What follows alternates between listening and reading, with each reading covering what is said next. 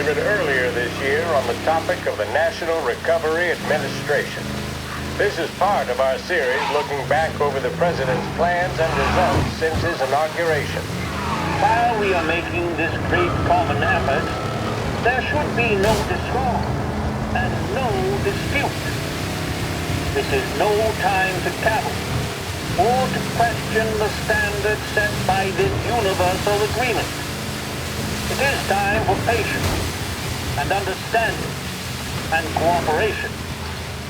The workers of this country have rights under this law which cannot be taken from them, and nobody will be permitted to whittle them away.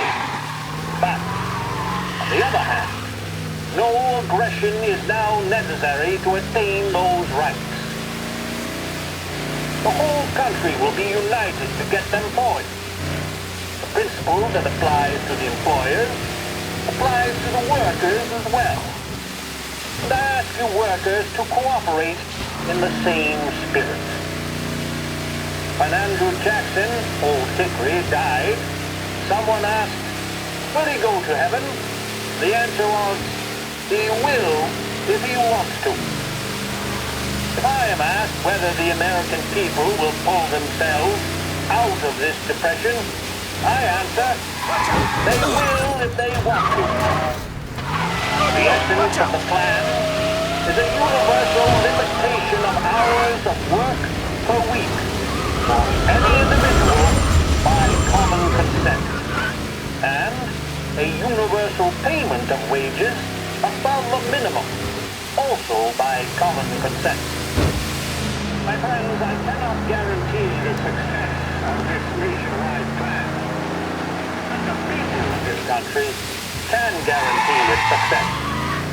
I have no faith in cure-alls, but I believe that we can greatly influence economic forces. I have no sympathy with the professional economists who insist that things must run their course and that human agencies can have no influence on economic ills. One reason is that I happen to know that professional economists have changed their definition of economic laws every 5 or 10 years for a very long time. But I do have faith and retain faith in the strength of common purpose.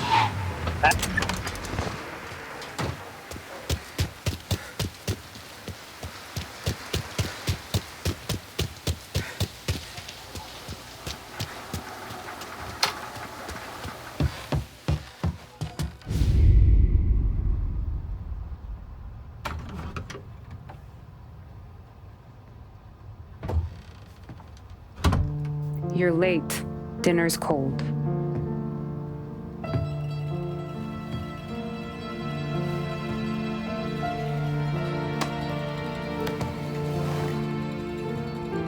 Work.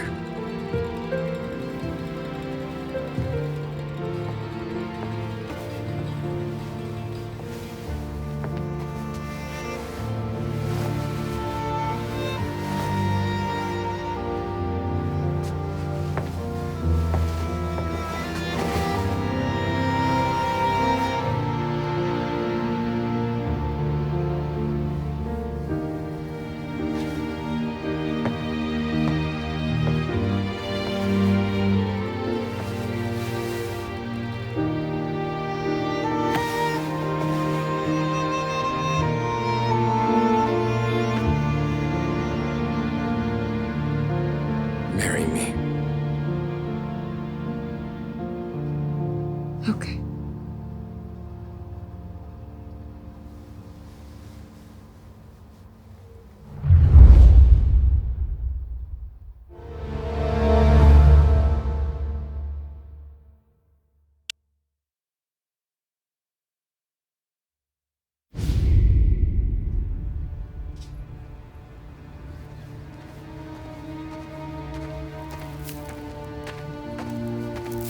Hey, boss.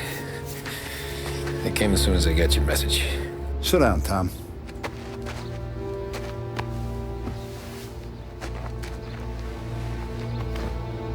We have a mole, Tom. No. Oh. I was up all night driving myself nuts trying to figure it out. I started thinking maybe it's one of our guys. We aren't paying his fair share. Someone with a light wallet. Maybe looking to Morello for a new suit. Frank wasn't around, so I went to the safe to get the account books. To see who's getting cents on the dollar he's earned. What do you know? The books are gone, Tom. Frank. More than 50 years I've known him. Everything I have, I got with Frank.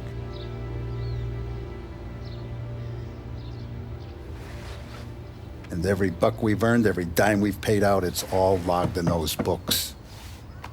Frank hands those over to the feds, we're finished. Frank respects one person in this whole town, and that's you. This has got to be some kind of misunderstanding. I've been calling him all day. I went by his place. He's gone. His wife and kid are gone.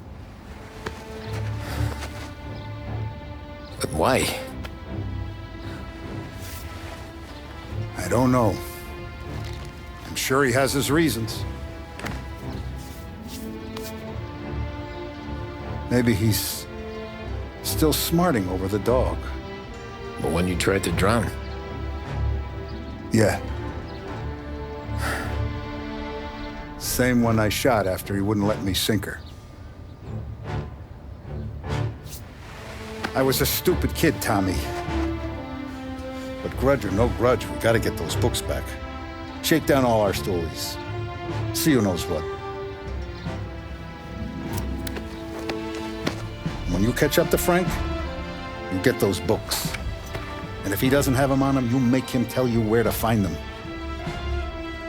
After that, you do what we gotta do.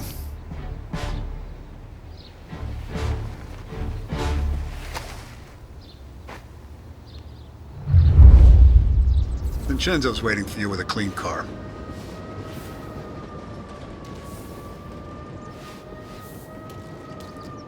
If the feds get those books, our whole operation's at risk. Tommy.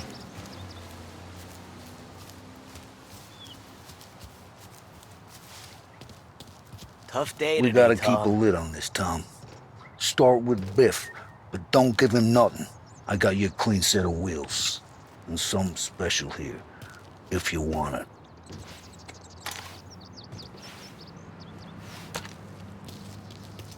When Frank sees a La Parra, he'll know.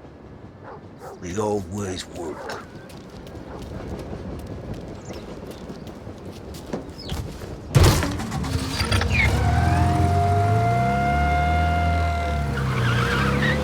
And now for the latest news. The Navy is today continuing its search for the remains of those brave souls lost aboard the airship USS Akron. The Akron was destroyed in a violent thunderstorm off the New Jersey coast Tuesday morning, with the loss of 73 of 76 aboard. The disaster stands as the worst aviation accident on record.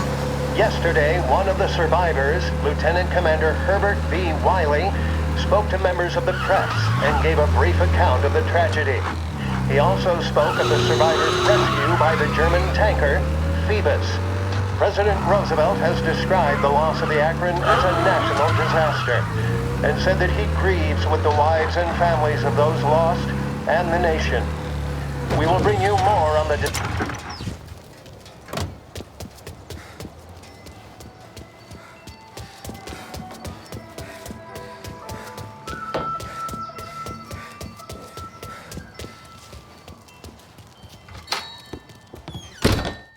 Tommy, what's the rumpus?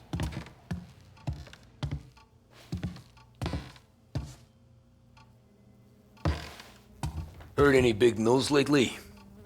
Something that Don might want to know. It depends. What's it worth to you? $20. How about 40? All right, spill. The FBI's in town. They're getting something from Morello, but I don't know what. How'd you hear? Little Tony got some guy drunk in the Black Cat and drove him home. Heard a bunch of stuff, so he's the guy you want to see. Okay. Thanks. Always a pleasure, Tommy.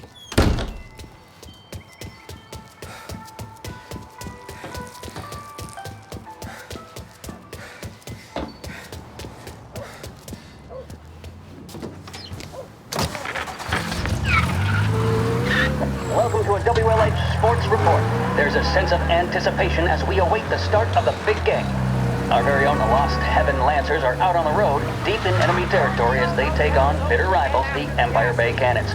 This year's Gold Series is shaping up to be one of the best on record, with both teams matching one another blow for blow. Despite the Cannons' home field advantage and an early lead in the series, the Lancers have bounced back and have really taken their rivals to task.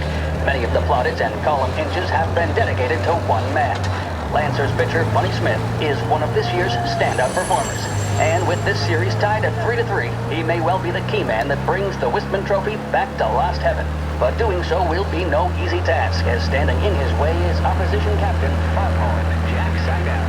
This solo home run at the bottom of the fifth inning of Game 5 tournament in favor of the Empire Bay team. Victory was canceled out by the Lancers in Game 6, and we now have a powder keg finale that is sure to have everyone glued to their radios. Can Bunny Smith bring it home for Lost Heaven? Or will the Cannon's towering redhead have the final say? WLH 570 Lost Heaven Radio will carry live coverage of the final game of the Gold Series, and we hope you'll join us in wishing our boys well. And now, back to some of the latest musical numbers. The mission of Lost Heaven Radio, our city's public service broadcast.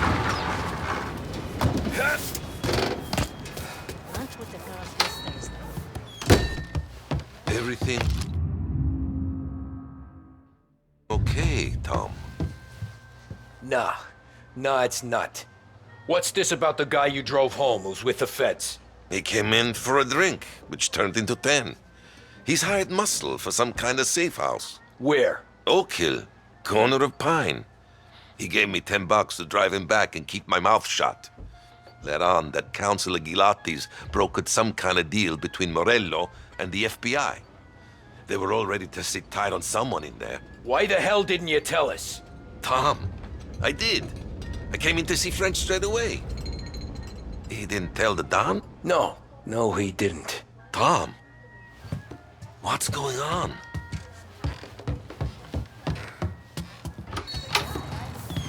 You're not wrong.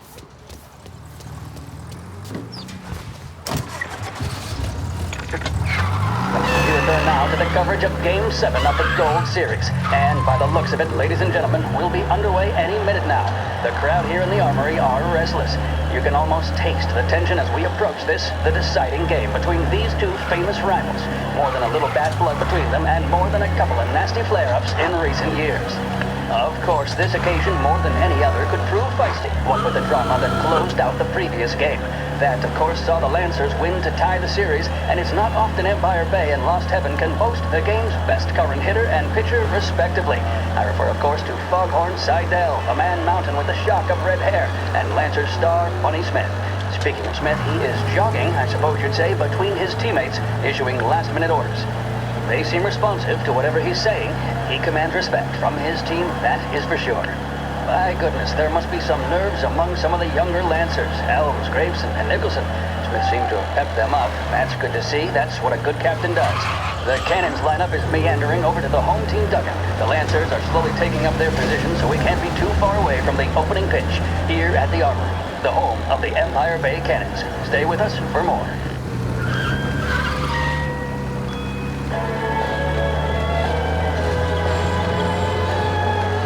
Big Break Reds are the smoke that just keep on tasting better and better.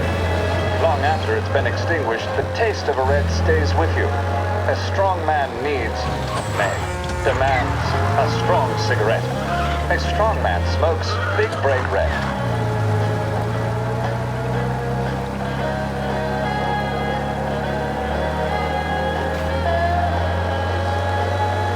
With music programming and up-to-the-minute news, this is WLH, Lost Heaven Radio.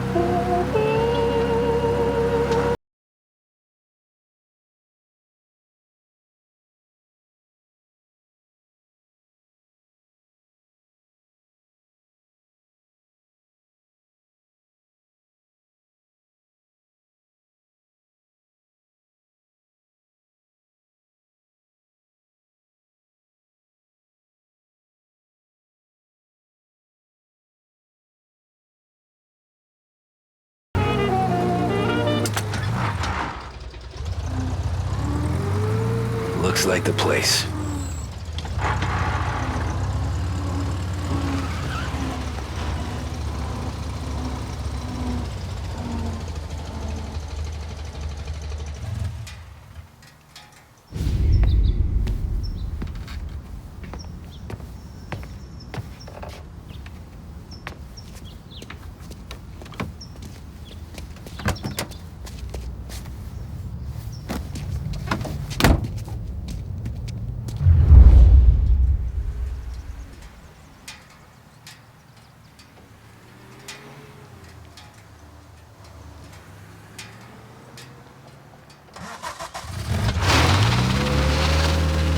Take me to those account books, Frank.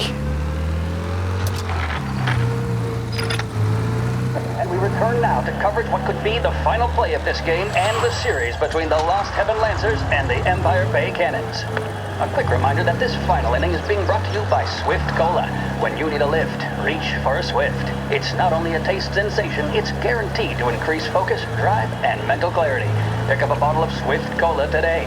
And as we are coming to a close, let me thank today's other sponsors, Big Break Cigarettes and Lost Heaven Courier. Both of these teams could be said to be entering golden eras. Each team has a star player at the core with promising youngsters set around them. I refer, of course, to Smith and Seidel. The Cannons have had several such golden periods. The Lancers, it's fair to say, have not. I can see Lancers manager Frankie Hodge prowling in front of the dugout, gesticulating. He seems animated to say the least. Looks like he's putting one of the officials in his place or something or other. With the noise of the crowd, it is quite hard to say for sure. Whatever's going on down there, you can feel the sense of occasion, and you just know that whatever happens, the crowd will be the first to tell you what has happened. The Lancers are now within minutes of snatching the gold series, which at one stage had appeared doomed, but they equally teeter on the edge of defeat. It all comes down to the final play. Nobody is warming up in the bullpen. Nobody down there is considering the possibility of extra innings. Bunny Smith then, standing on the mound, a look of steely determination on his face. He's betraying no emotion, doesn't look nervous or tired after his exertions this series, nor does he appear to be carrying the weight of expectation. He's having a word with the umpire about something or other. What a strapping fellow, 6'2", 195 pounds. If the Lancers are to win here today, he's going to write himself into the record books. And boy, oh boy, what that would mean to the people of Lost Heaven after such a long time without glory on the diamond. All right, they've sorted out whatever was going on. Here we go then. In for the cannon.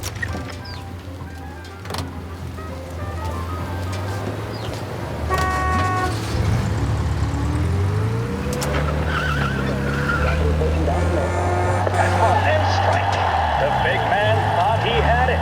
Some speed on that ball, my goodness. It's fair to say Doherty looks a little spooked. He was convinced he had it. His body language tells the tale. Smith remains cool under pressure, not a flicker of emotion on his face. He winds up. And that's two. There was zip on that one. Good Lord. Seidel is barking something at Doherty, but we have no chance of hearing it as the noise of the crowd reaches fever pitch.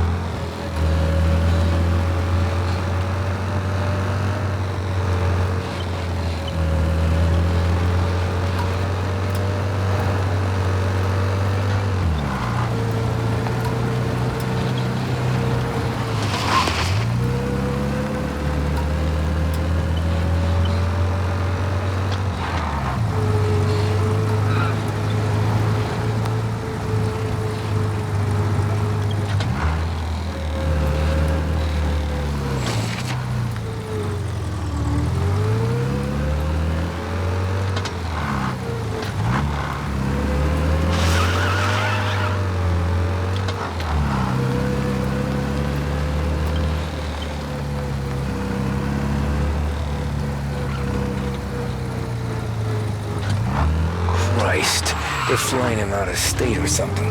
Fuck, this ain't good.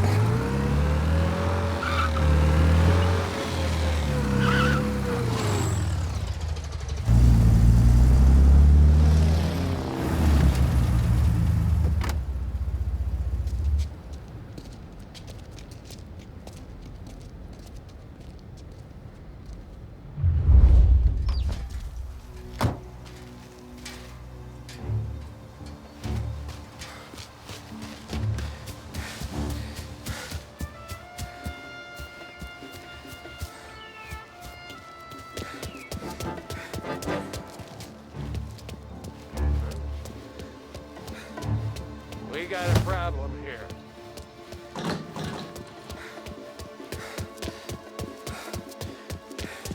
Anyone know what's going on? They're with the FBI. It's some sort of handover. Someone's being flown out. Oh, they're handing him over to who? Those men with the plane look like gangsters. How long till they're done? I'm due to fly. As soon as they fly their prisoner out, I guess.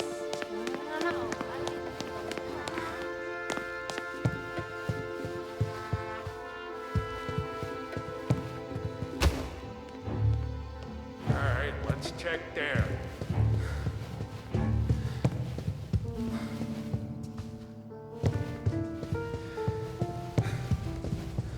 Get the lid on this so far. Let's get it done quietly and go home.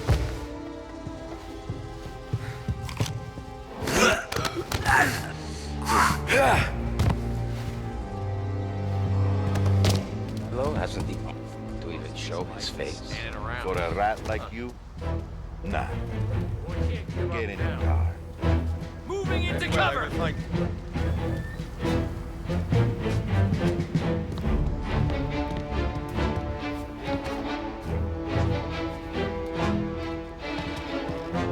We keep looking, okay? Don't let up.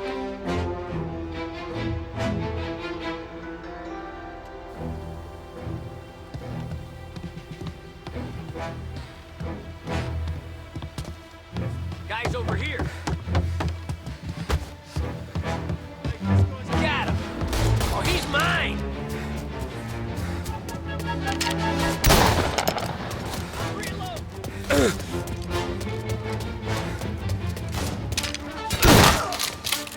I don't make these, you know.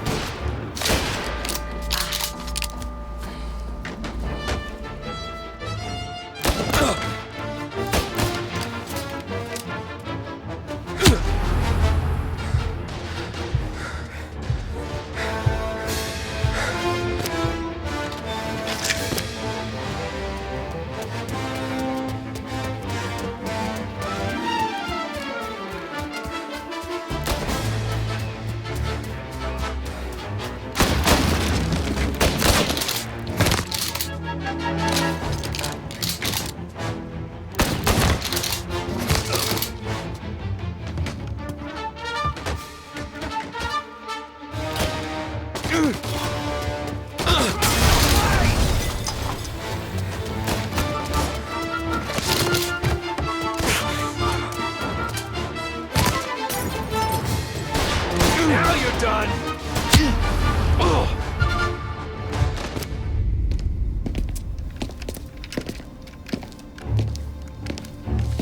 Tom. Frank, the Don sent me. I figured as much. I'm sorry it had to be you, Tommy. Anything you want me to tell him? I wish it could have shaken out better, but Morello finally came after me. It's okay. You can come out.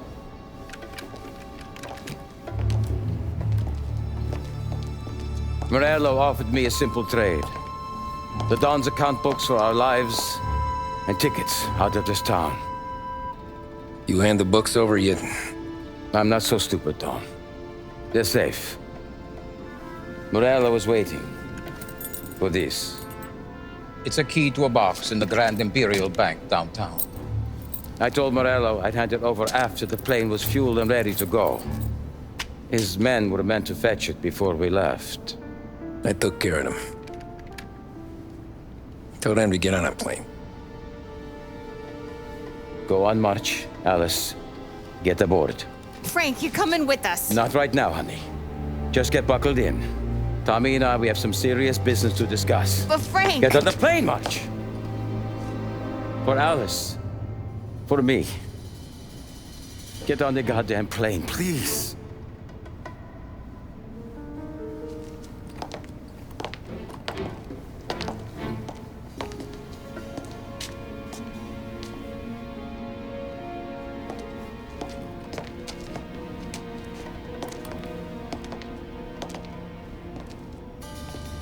You been paid yet?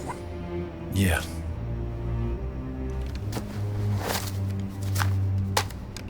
Now you've been paid twice. You take the ladies wherever they want to go.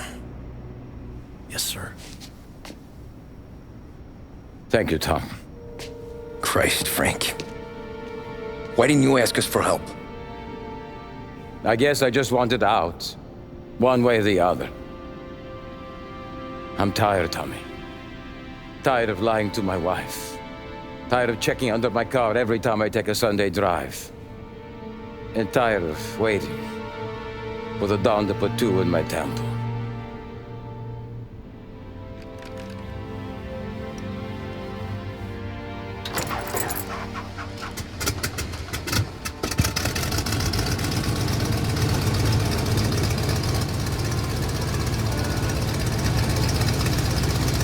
God damn you, Frank.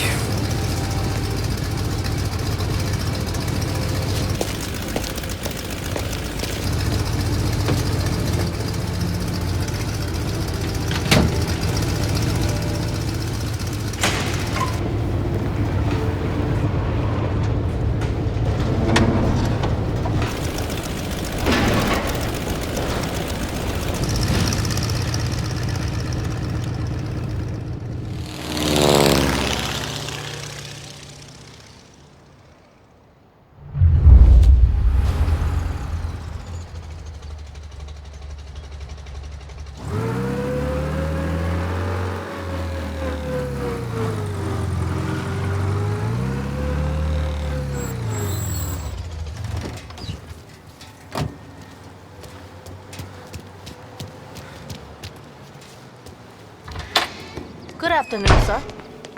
Where's the safety deposit boxes? With my colleague downstairs, sir. Thanks.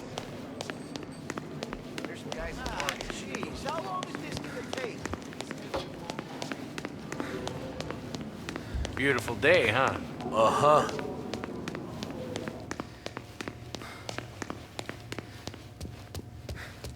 Keeping out of trouble, I hope. I need to access the deposit boxes for Frank Coletti. Ah, yes, Mr.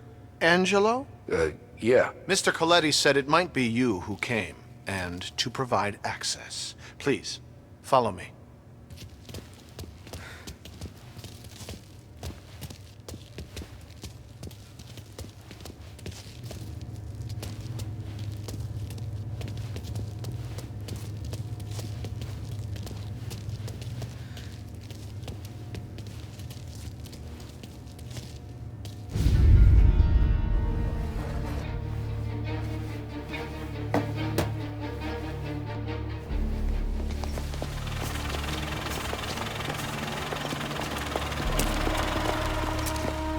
I got the books and covered my tracks.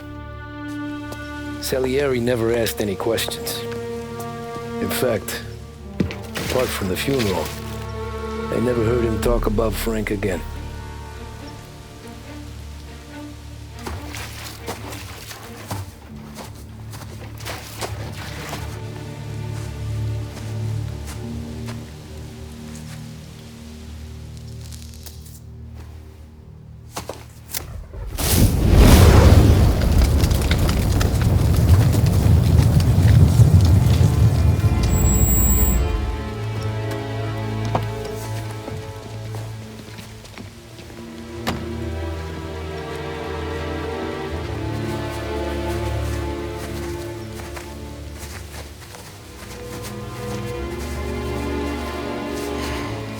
You're making my boys twitchy, Marku.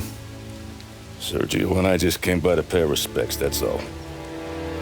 Known Frank a long time. Almost as long as you. He's a good man. Smart. Loyal. Loyal to his wife. His kid above all else. There must be some kind of honor in that in you. Maybe. But I'm still looking at this headstone with his little girl's name on it. It's a hell of a thing.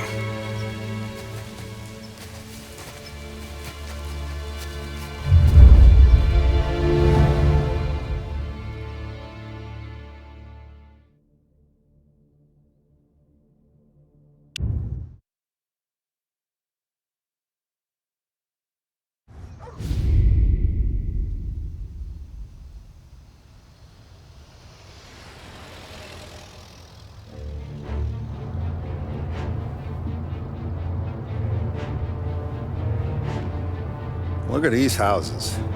Big yards, white picket fences. It's the American dream, eh, Tommy? I suppose. Not for you? No, sir. I like being closer to the business. Don't let the flower beds and front porches fool you. There's more criminals out here than in the rest of the city combined. Is that why we're in the neighborhood? In a way. Morell's got a dirty prosecutor on his payroll named Watkins. Turns out he's old friends with Galati. The city councilor? The same. Morell let drop that we might have had something to do with the Galati boy's death. Now Watkins is loaded for bear, trying to do right by his buddy. Word is, he's striking gold with a few witnesses. You have names? Yeah. But Paulie and Sam are taking care of them. I'm putting you on a different part of the job. We need whatever Watkins has got on us. Well, where's he holding? A safe in his villa. I'm no safecracker. Don't worry about that. We're taking you to meet Salvatore. He's fresh off the boat, but he knows how to pop open anything. Just get him into the villa, find the safe, and he'll do the rest. What kind of rumpus should I expect? Nothing you can't handle. Watkins is going to the theater, so the house should be empty except for a bit of muscle. The office is on the first floor, and our stoolie says the safe is in the wall. Once Salvatore has the safe open, grab all the evidence and get out. That him, boss? Yeah, that's our guy. Salvatore, tutto bene? Sì, grazie, Don Salieri. Good to see you. You know the job. Don't let me down. Sì, ho capisco. Tommy, if you bump into Watkins, don't kill him. It'll just bring down more heat. You got it, boss. Buona fortuna, ragazzi. Tommy Angelo. Piacere di conoscerti. Meraviglioso. Per favore.